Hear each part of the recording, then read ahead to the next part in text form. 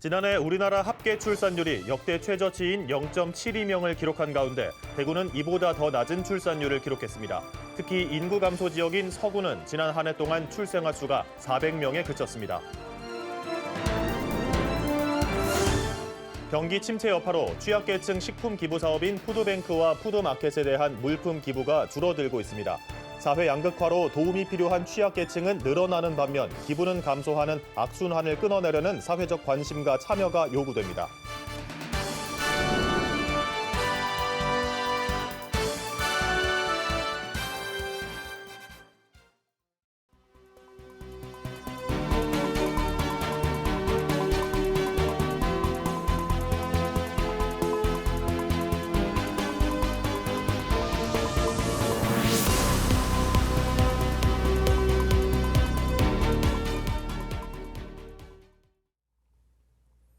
시청자 여러분 안녕하십니까? BTV 대구 뉴스입니다. 첫 소식입니다. 개인이나 기업으로부터 기증받은 식품, 생활용품을 취약계층에 나눠주는 푸드뱅크와 푸드마켓이 지역마다 운영되고 있습니다. 하지만 지역 경제 침체가 지속되고 초기에 비해 갈수록 관심이 낮아지면서 최근에는 기부 물품이 줄어들고 있는데요. 사회 양극화 심화로 도움이 필요한 취약계층은 늘어나는 반면 기부는 줄어드는 악순환이 생기고 있는데 다시 한번 이 사업에 대한 사회적 관심과 참여를 높여야 할 것으로 지적됩니다. 우성문 기자의 보도입니다. 점심시간이 되자 달서구 한 푸드마켓에 배달 라이더들이 찾아옵니다. 거동이 불편한 취약계층에게 음식을 직접 전달해주는 배달천사 봉사자들입니다. 오늘 배송할 곳은 모두 6가구. 이곳에서 처음 배달천사 봉사활동을 시작할 때보다 5분의 1 정도로 줄었습니다. 처음에 배달 천사 시작할 때는 이 지역에서 한 30가구 정도를 배송했었는데 지금 현재 조금씩 줄면서 현재 한 6가구 정도밖에 배송을 못하고 있습니다. 꾸러미에 담겨 취약계층에게 전달되는 물품의 양도 줄었습니다. 시범 단계부터 18개월 동안 지금 진행하고 있는데요. 봉투에 들어있는 물건량이 엄청 많았는데 지금은 이제 그게 가면 갈수록 조금 줄어드는 게 조금 아쉽습니다. 이제 물건 양이 좀 많아졌으면 좋겠어요. 그리고 혜택 받으시는 분들도 좀 많아지셨으면 좋겠습니다. 이런 상황은 경기 침체 여파로 광역 푸드뱅크와 지역 푸드마켓에 기증되는 기부 물품이 줄어들었기 때문에 빚어지고 있는 겁니다. 달서군의 6개 동에 거주하는 600여 명의 취약계층에게 식품과 생활용품을 제공하고 있는 이 푸드마켓도 그 영향을 고스란히 받고 있습니다. 예전 같으면 가득 차 있어야 할 이 진열대가 이렇게 듬성듬성 비어 있습니다. 푸드마켓 관계자들은 어려울수록 힘든 이웃을 먼저 생각하는 마음과 이웃 사랑을 위한 작은 실천이 필요하다고 호소합니다. 경기가 조금 어려운 부분도 있고 예전에 비해서는 확실하게 좀 기부 현황이 좀 줄어든 부분이 있습니다. 아무래도 저희 푸드마켓은 개인이나 기업으로부터 후원을 받아서 이루어지는 사업이기 때문에 조금 더 주변 분들의 많은 관심과 사랑이 필요합니다. 기업 등의 대규모 기부는 광역 푸드뱅크에서, 소규모 기부는 가까운 동네 푸드마켓을 통해 참여할 수 있습니다. BTV 뉴스 우성문입니다. 대구시가 신청사 건립에 필요한 예산을 확보하기 위해 시소유 부지 매각을 추진하고 있는 가운데 매각 대상에 포함된 대구 기업명품관 입주업체들은 오는 10월 계약 종료를 앞두고 쫓겨날 처지에 놓였습니다. 입주업체들은 최대한 계약을 연장해 주거나 대체 부지를 마련해 줄 것을 요구하고 있습니다. 보도에 천혜열 기자입니다. 대구시가 신청사 건립에 필요한 예산을 확보하기 위해 매각하기로 한 대구 기업 명품관입니다. 매년 1년 단위로 계약을 연장해온 입주업체들은 지난해 10월 돌연 넉 달짜리 계약서를 손에 들어야 했습니다. 대구시가 부지를 매각하기 위해 올해 2월까지만 계약을 연장해 준다고 했기 때문입니다. 마침 대구시 의회와 시민단체가 시 소유 부지 매각을 반대하고 나서면서 입주업체들은 계약 기간을 원래대로 연장할 수 있었지만 마음이 그리 편하지만은 않습니다. 2월 말까지 계약을 해야 한다고 했을 때는 억장이 많이 무너졌습니다. 그런데 아직까지 다행히 10월 달까지는 해도 된다고 하지만 저희는 그렇게 해가지고는 만족을 못하고 지금도 많이 힘든 상황인데 계약이 좀 더 연장할 수 있게끔. 대구시는 부지 매각에 앞서 대구 기업 명품관 일원을 일반 상업지역에서 중심 상업지역으로 변경하려는 계획을 갖고 있습니다. 30여 개 입주업체 대표와 인근 주민 등 300여 명이 반대 의견을 냈지만 대구시는 이들의 의견을 받아들이지 않았습니다. 입주업체들은 오는 10월 22일까지 매장을 비워야 하는 처지에 놓였습니다. 시청사 건립에 시간이 많이 남았으니까 다음 한 3년, 5년까지라도 기회를 주면은 저들도 나갈 준비를 하는 거지. 당장 지금 나가라 하면 어디 나갑니까? 그런 입장입니다. 지금. 그런데 시에서는 저들하고 한번 간담회 한번 안 가지고 중앙회를 통해서 간접적으로 듣고 저들인데 전혀 무조건 안 된다는 이야기밖에 없지. 입주업체들이 신청사 건립을 반대하는 것은 아닙니다. 다만 예산 확보에 희생양이 될 수는 없다며 대체 부지 마련을 포함하는 대책을 요구하고 나섰습니다. 적게는 3년, 많게는 20년 넘게 한자리를 지켜온 상인들의 한숨이 점점 깊어지고 있습니다. BTV 뉴스 천혜열입니다. 지난해 우리나라 합계 출산율이 역대 최저치인 0.72명을 기록한 가운데 대구는 출생아 수 10,000명 선이 무너졌습니다. 특히 인구 감소 지역인 서구는 지난 한 해 동안 출생아 수가 400명에 그쳤습니다. 김민재 기자가 보도합니다. 지난해 우리나라의 합계 출산율, 즉 여성 1명이 평생 낳을 것으로 예상되는 평균 출생아 수는 0.72명입니다. 1년 전보다 0.06명 감소한 역대 최저치입니다. 그런데 대구는 전국 평균보다도 합계 출산율이 0.02명 더 낮았습니다. 지난해 기준 대구의 합계 출산율은 0.7명으로 전국 17개 시도 중에서 서울과 부산, 인천에 이어 전국에서 네 번째로 낮은 수치를 기록했습니다. 지난해 대구에서 태어난 출생아 수는 9,400명, 역대 처음으로 10,000명 선도 무너졌습니다. 사망자는 16,000명이 넘으면서 대구 인구는 1년 전에 비해 7,200명이 자연 감소했습니다. 혼인 건수가 계속 줄어왔기 때문에 그 영향으로 2023년도도 0.72명이 됐던 것 같고요. 2024년 올해 같은 경우도 그 영향이 조금 더 있을 것으로 저희가 보고 있습니다. 물론 이제 지난해 혼인 건수는 물론 조금 늘어났기 때문에 그 영향으로 이제 조금은 내년이나 내후년쯤에는 약간 반등할 여지는 좀 있을 것으로 보여지는데요. 각 구군별로 보면 특히 인구 감소 지역의 출생아 수 감소가 눈에 띕니다. 대구에서 인구 감소 지역으로 지정된 곳은 서구와 남구입니다.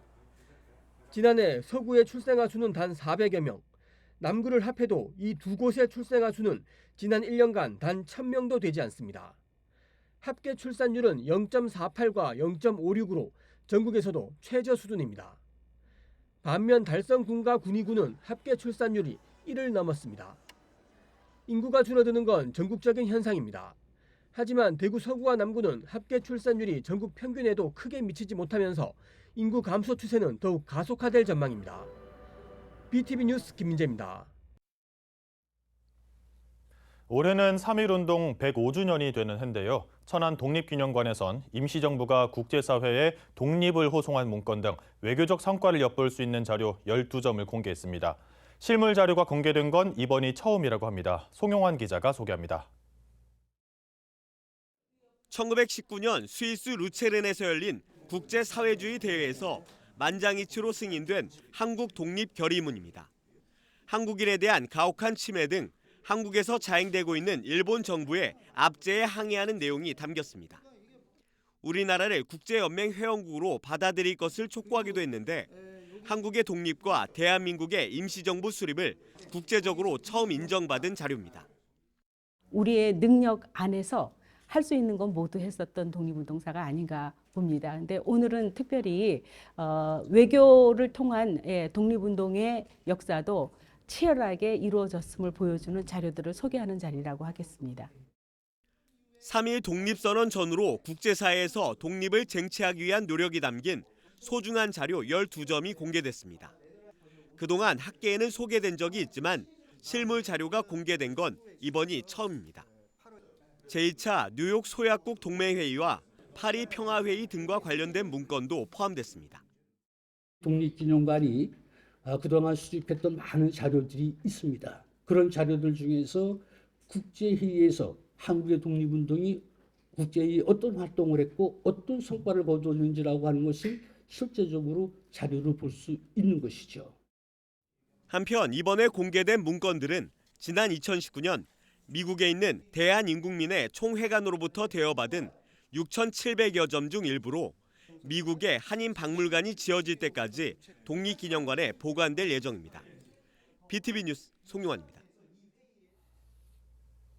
한 초등학생이 105주년 3.1절을 맞아 1년간 모은 돈 31만 원을 지역 대학병원에 기부했습니다. 이 학생은 칠곡 출신 독립운동가 장진홍 선생의 현손녀로 알려졌는데요. 나라를 지켰던 분들처럼 환자를 돌보는 간호사들에게 도움을 주고 싶었다며 기부 배경을 전했습니다. HCN 전복은 기자가 장혜진 학생을 만났습니다. 독립운동가 장진홍 선생의 현손녀인 장예진 학생. 토끼 모양 저금통을 들고 대학병원을 찾았습니다. 코로나 때부터 지금까지 언제나 환자의 곁을 지켜주시고 국민의 생명을 사랑하는 간호사분들에게 작은 도움을 드리기 위해 모금을 했습니다. 다가오는 3.1절을 맞아 장예진 양이 모은 돈은 31만 원. 정기적으로 받는 용돈도 없어 명절에 모은 돈까지 긁어 모았습니다. 매일 꼬박꼬박 저희들 간호사를 생각하면서 이렇게 저축을 한 돈을 우리 병원에 있는 간호사에게 힘내라고 이렇게 용기를 주기 위해서 기증을 하신 데 대해서 너무나 감사하게 생각합니다. 저희가 물론 직업적 사명감을 가지고 근무를 해야 하지만 힘들 때도 사실 정말 많았습니다. 근데 이렇게 예진 양의 응원을 받으니까 조금 더 힘내서 더욱더 열심히 근무할 수 있을 것 같습니다. 장량의 따뜻한 마음은 또 다른 나눔으로 이어질 전망입니다. 보호자도 없이 그래서 뭐 기저귀나 물티슈나 이런 것도 전혀 지원을 못 받는 그런 분들도 좀 많아요. 그래서 또 우리 예진 양도 우리 간호사를 응원하면서 주신 거지만 그쪽으로 서는 것도 되게 의미 있다고 생각을 해서. 일제시대 조선은행 대구지점에 폭탄을 보낸 장진홍 의사. 우리나라 경제를 착취하기 위해 일본이 세운 은행을 폭파하려 했지만 건물 일부만 무너진 것으로 알려집니다. 이후 경찰에 붙잡힌 장진홍 의사는 대구 형무소에서 독립을 외치며 35살의 나이로 생을 마감했습니다.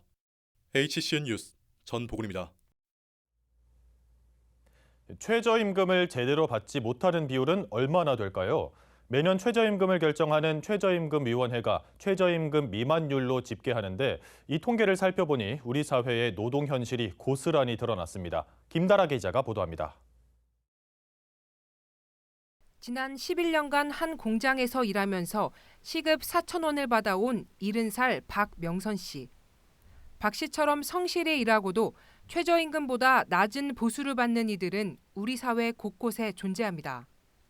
매년 최저임금을 결정하는 최저임금위원회는 통계청의 경제활동 인구조사와 고용노동부의 고용형태별 근로실태 조사를 기반으로 최저임금을 받지 못하는 노동자의 비율, 즉 최저임금 미만율을 집계합니다.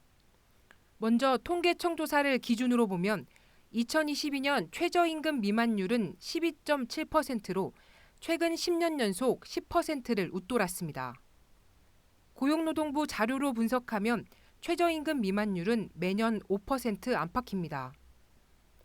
다만 통계청과 고용노동부 조사는 표본과 분석 기준이 달라 현장을 정확하게 반영하기 어렵다는 게 노동계의 인식입니다. 수치상으론 두 통계의 차이가 크지만 특성별로 들여다보니 우리가 처한 노동 현실이 그대로 드러납니다.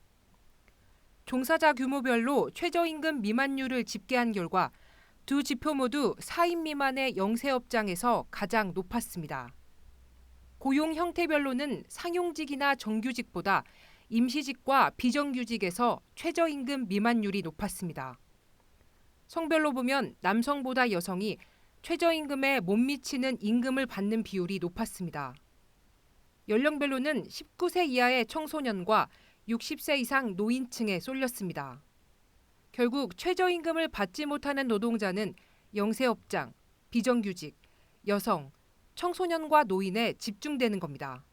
가장 큰 문제가 이런 현상들이 최저임금에 대한 부분들이 우리 사회에서 가장 열악하고 가장 사회적인 약자고 힘이 없는 청소년이나 그 노년층한테 발생하고 있다는 게 좀 가장 심각한 문제 같습니다. 최저임금은 노동자의 생계를 최소한으로 보장하는 사회적 기준입니다. 통계가 모두 담지 못한 이들을 향한 관심과 대책이 필요합니다. BTV 뉴스 김다라입니다.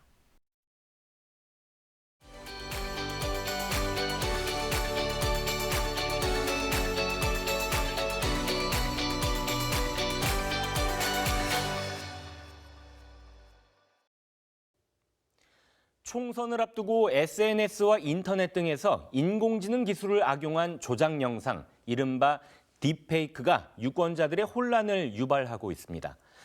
딥페이크는 딥러닝과 가짜의 합성어인데요. 사진이나 영상은 물론 목소리까지 실제와 흡사하게 조작해 만드는 기술입니다.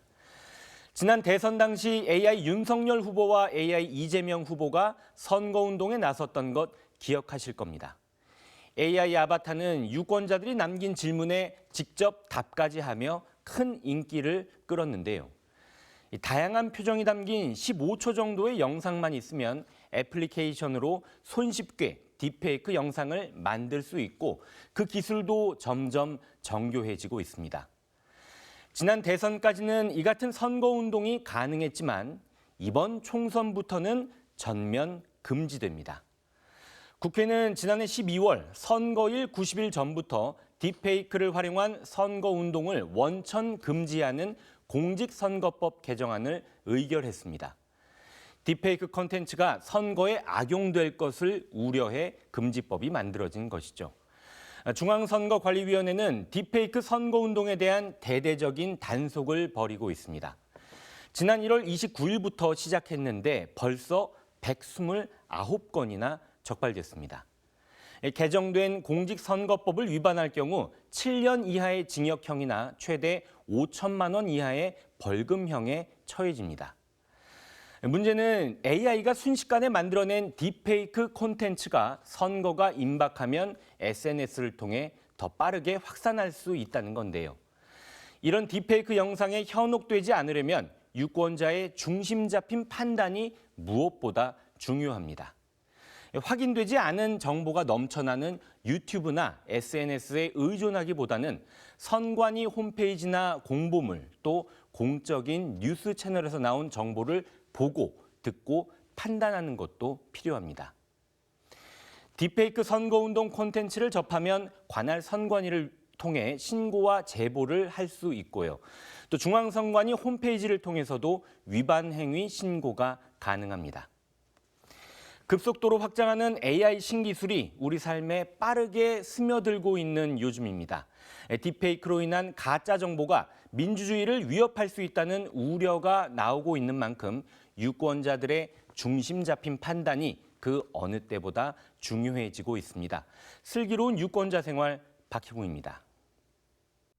네, 저출산 시대의 학생의 맞춤형 교육을 위해서 AI 디지털 교과서 또 방과 후까지 하는 늘봄 교실 등 다양한 정책들이 끊임없이 시행이 되고 있는데요. 이를 위해서 충분한 인력 지원과 예산 지원이 함께 되었으면 좋겠습니다. 이런 어떤 사회에서 직접적으로 그 문제를 인식하고 직접 참여하고 소통하고 얘기를 해보는 그런 공론화의 장을 많이 마련해 주셨으면은 다양하게 이제 소통하면서 함께 성장할 수 있을 것 같습니다. 무엇보다도 아이들의 행복을 중심에 두고 아이들의 목소리에 귀를 기울이는 그런 정책을 펼쳐야 된다고 생각합니다.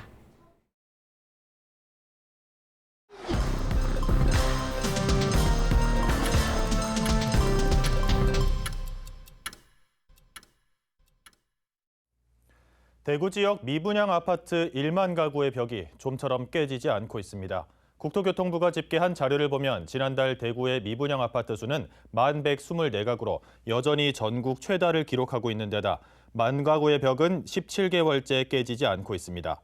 특히 악성으로 불리는 준공후 미분양은 1,065가구로 한 달 전보다 21가구가 늘면서 4개월 연속 증가세가 이어졌습니다.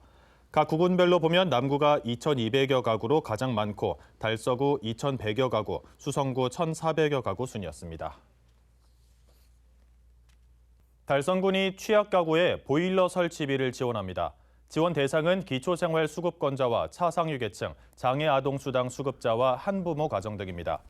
기본 중위소득 70% 이하면서 자녀가 2명 이상인 가정도 해당됩니다. 지원금은 선착순 160가구에 대당 60만 원씩 지원됩니다. 대구시와 광주시가 제2기 달빛동맹발전위원회 위촉식을 갖고 교류 협력을 강화해 나가기로 했습니다.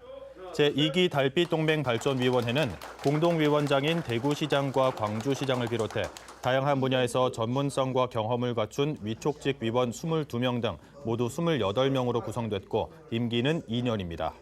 위원회는 현재 달빛철도 건설 등 5개 분야 35개 과제를 추진하고 있으며 앞으로 남부 거대 경제권 조성을 위한 달빛 산업동맹에 적극 협력하기로 했습니다.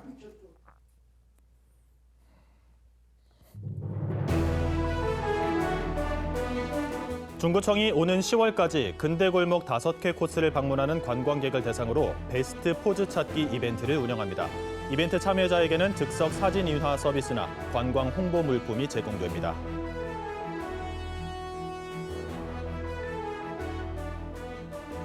서구청이 주민참여예산 제안사업 공모를 3월 26일까지 진행합니다.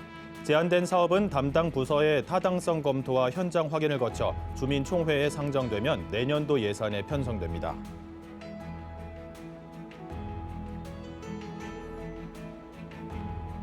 제41회 달성교육상 수상자로 논공중학교 이성임 교장, 대구 천내초등학교 최성식 교장, 대구 다사초등학교 박성준 교사가 선정됐습니다. 최소 12년 이상 달성군 교육 발전에 이바지한 점이 인정됐습니다.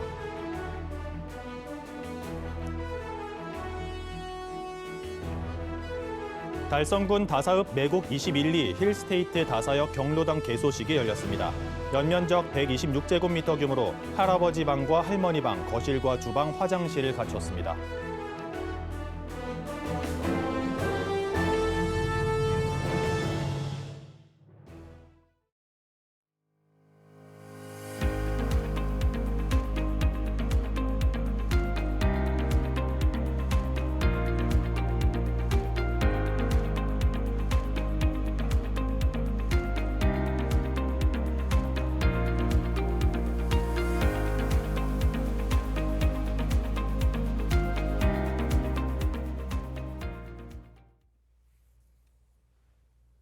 이상으로 뉴스를 마칩니다. 시청해주신 여러분 감사합니다.